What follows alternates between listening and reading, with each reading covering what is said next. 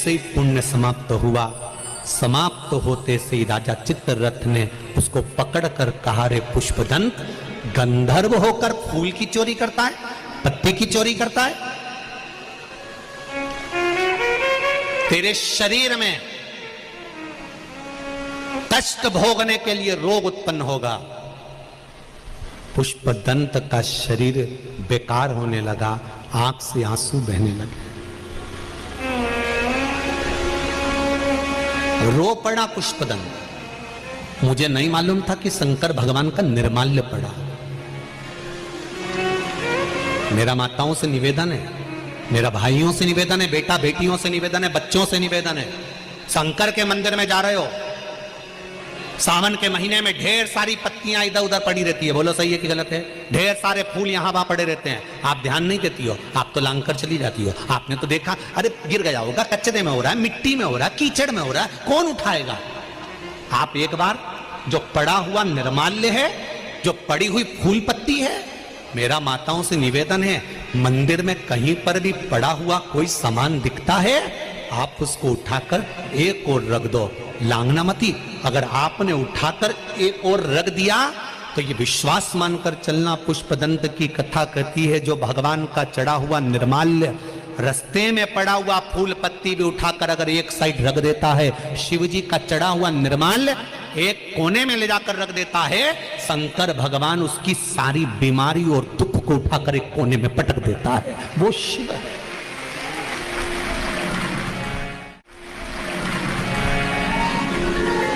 उस निर्माल्य को लांगा नहीं जाता।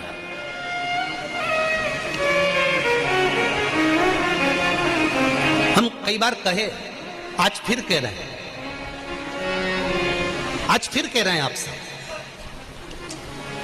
शंकर भगवान को जल चढ़ाने के बाद थोड़ा सा जो जल तुम लेकर आती हो, उस जल को घर पर जब छींटते हैं ना, तो उससे ना जाने कितने दुख, कष्ट, रोग, बीमारी, तकलीफें, या किसी ने अपने ऊपर कुछ कर भी दिया हो, तो वह शंकर भगवान पर चढ़ा हुआ जल का मात्र छींटा दे देने से हमारे घर से दुख और तकलीफें बाहर निकल जाती है। शिव के जल में वो फल है।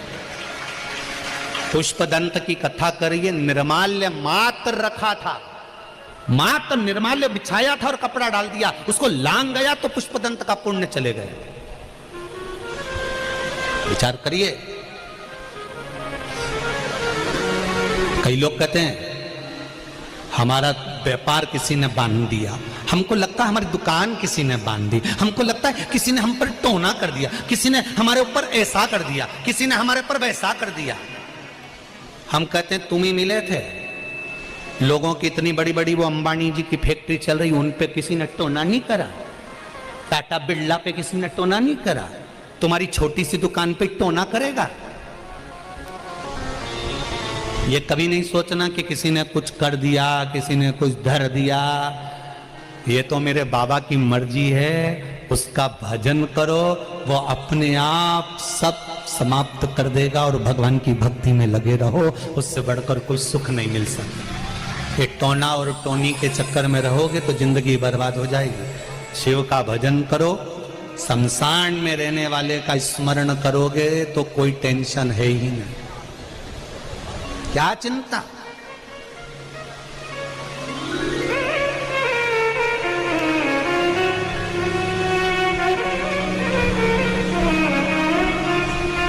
पुष्पदंत रो पड़ा, पार्थिव शिवलिंग का निर्माण करा, उसकी पूजन में लग गया, शंकर भगवान की पूजन में लगा। और पुष्पदंत ने एक स्तोत्र भगवान शंकर की पूजन में पढ़ दिया, जिसका नाम शिव महिमन स्तोत्र हो गया। कौन सा स्तोत्र है? शिव महिमन स्तोत्र। यह पुष्पदंत ने रचा। जो शिव महिमन स्तोत्र पढ़ा, शिव जी प्रकट हो गए। पुष्पदंत क्या चाहिए तुमको? पुष्पदंत कहते हैं मुझे चित्ररथ के यहां फूल चुराने का पाप लगा, पत्ती चुराने का पाप लगा, चोरी की गई वस्तु से मैंने आपकी आराधना करी, उसका मुझे दोष लगा। मेरी गलती है कि मैं चित्ररथ राजा से पूछ नहीं पाया कि तुम्हारे यहां से मैं पत्ती ले सकता हूं, मैं फूल ले सकता हूं। नहीं तो ये सोच रहा था कि भगवान की पूजन करना है तो पूछने की जरूरत क्या। जितने लोग शिव महापुराण की कथा को आस्था चैनल पर, फेसबुक, यूट्यूब पर सुन रहे हैं और जितने लोग भाटापारा की इस पावन धरा पर सुन रहे हैं, ध्यान लगाकर सुनना। पुण्य कमाने के चक्कर में हम भी कहीं पाप कर बैठते हैं। केवल पुष्पदंत अकेला नहीं, आप और हमने भी ऐसा करा होगा। भगवान की पूजन करने के चक्कर में कहीं से फूल पत्ती लेकर आ गए होंगे। सोचा होगा भगवान कुछ फूल पत्ती लेकर आ गए होंगे तो मन में आ गया होगा, मन में विचार आ गया, मन में भाव जागृत हो गया होगा कि हम तो भगवान के लिए कर रहे हैं, हम तो भगवान के लिए कर रहे हैं, हम भगवान के लिए कर रहे हैं। ये हमारे भीतर भाव जागृत हो, हमारे भीतर ये भाव जागृत होगा कि हम भगवान के लिए कर रहे हैं, हम तो पुण्य के लिए कर रहे हैं। नहीं नहीं नहीं, हमें किसी की वस्तु को नहीं लेना। शंभु शरणे मांगो घड़ी दुख काटो दया करी दर्शन आपो। ये मन का भाव जागृत हो जाए, ये विचार हो जाए। भगवान पुष्पदंत ने जब भगवान शंकर के पार्थिव शिवलिंग का पूजन करा, स्मरण करा, शंकर भगवान का शिव महिमन स्तोत्र का पाठ करा, शंकर भगवान सामने प्रकट हो गए, शिव सामने।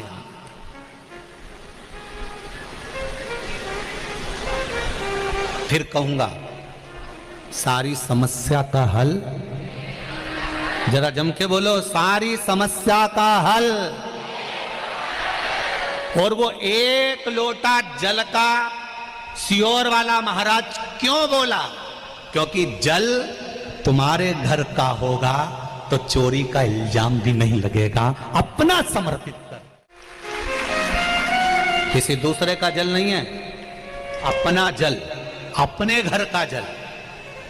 हमने कई बार कथा में कहा है कि हमें मंदिर का भी अगर जल लेना है, मंदिर का अगर लोटा उठाया है, मंदिर की बाल्टी में से पानी भरकर चढ़ा रहे हो, तो मंदिर में पहले कुछ रुपया दान पेटी में डालो, तब मंदिर का लोटा लो, मंदिर का तब पानी लो, मंदिर का तब जल लीजिए, तब मंदिर का जल।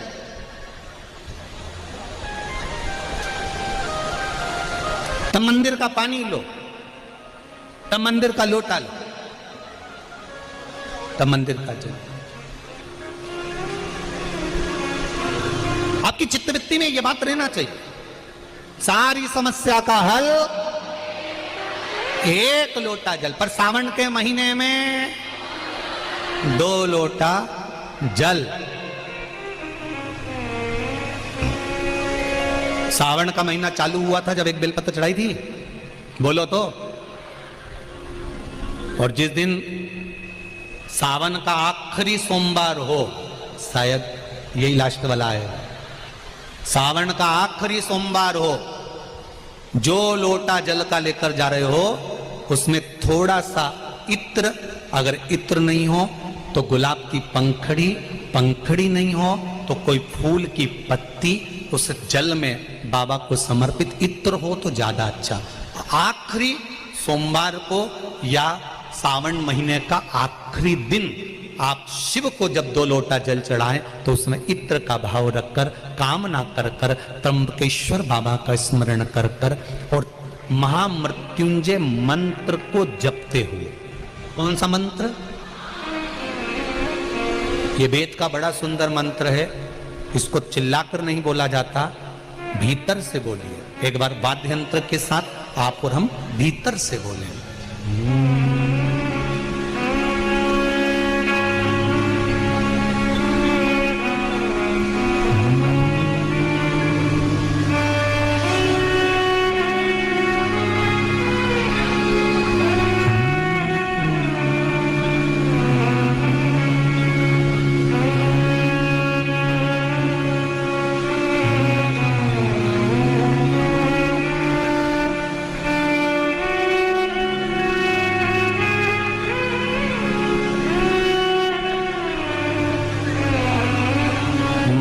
महामृत्युंजय मंत्र का स्मरण करते हो। और अगर महामृत्युंजय मंत्र याद नहीं हो तो पंचाक्षर मंत्र नमः शिवाय, पंचाक्षर का स्मरण नहीं रहे तो षडाक्षर ओम नमः शिवाय, षडाक्षर का स्मरण नहीं हो तो श्री शिवाय नमस्तुभ्यम मंत्र का स्मरण कर कर इत्र का जल शिव जी को समर्पित करो और बाबा से निवेदन करो कि एक महीना तेरी कृपा से सावन के निकले, तूने जल चढ़वाया, बीच में कोई दिन छूट गया, कोई कारण आ गया, हम जल नहीं चढ़ा पाए। जैसे भगवान विष्णु एक कमल का पुष्प नहीं चढ़ा पाए थे तो उन्होंने अपना नेत्र निकाल कर दे दिया था, तो भगवान शंकर इतने